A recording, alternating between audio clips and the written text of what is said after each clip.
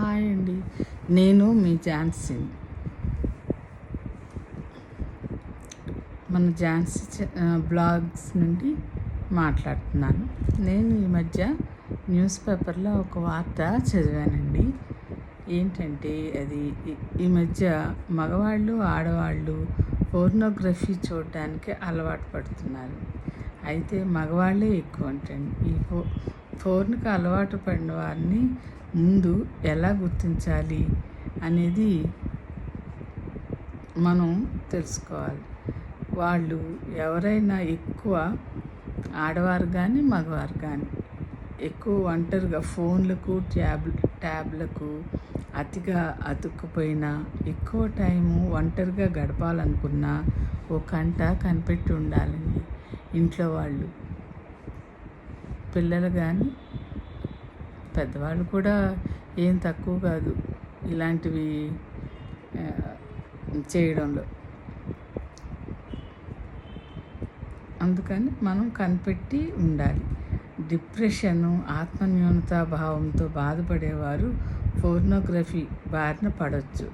అసహజ శృంగారం, ఫాంటసీ వీడియోల ఆధారంగా తమ వైవాహిక జీవితం ఉండాలనుకోవడం వల్లనే ఈ సమస్యలు.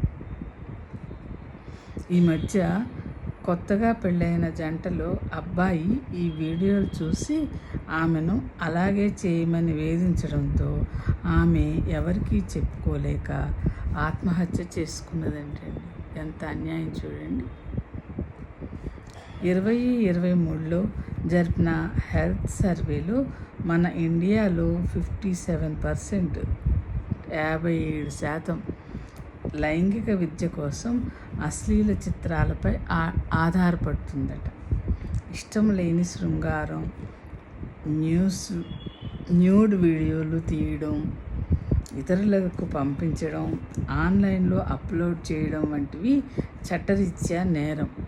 ఇలా చేస్తే 3 నుండి 5 సంవత్సరాలు జైలు శిక్ష, కొంత ఫైన్ చెల్లించాలి. ఇలాంటి చెప్పుకోలేని విషయాలను యువతులు 100 కానీ 181 నంబర్లకి, యువత అంటే యువతులే అని కాదండి, యువత అంటే ఇద్దరు వస్తారు, ఆడవాళ్ళు మగవాళ్ళు, నంబర్లకు కంప్లైంట్ చేయొచ్చునంట. 100కి కానీ 181కి కానీ.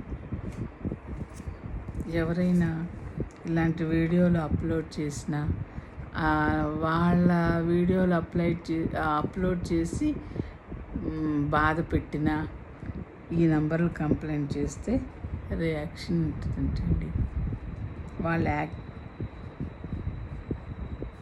వాళ్ళు కంప్లైంట్ చేయొచ్చని చెప్తున్నారు. ఈ నంబర్లు చెప్దామని మీకు ఈ వీడియో చేశాను అన్నమాట. చాలామంది చాలా రకాలుగా బాధపడుతున్నారు ఈ మధ్య. ఈ సూసైడ్ దాకా కూడా వెళ్ళిపోతున్నారు ఇలాంటి కారణాల వల్ల. అదిగాక ఈ వీడియోస్ చూసి చెడిపోతున్నారు కూడా అండి. చిన్నపిల్లలు ఇప్పుడు ఇన్ని మనం వార్తలు చదువుతున్నామంటే రేప్ కేసులు అవి ఇవి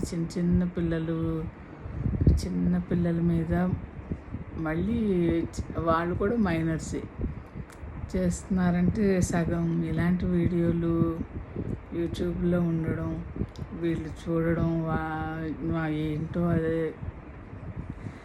తెలుసుకుందాము అన్న క్యూరియస్తో ఇలాంటి చెడ్డ పనులన్నీ చేసేస్తున్నారు అన్నమాట. కాబట్టి మనం ఇంట్లో పెద్దవాళ్ళం పిల్లల్ని చాలా జాగ్రత్తగా గమనిస్తూ ఉండాలండి. వాళ్ళు ఏం వీడియోలు చూస్తున్నారు, ఎలాంటి వీడియోలు చూసి ఏ విధంగా రియాక్ట్ అవుతున్నారో మనం జాగ్రత్తగా గమనించుకుంటూ ఉండాలి.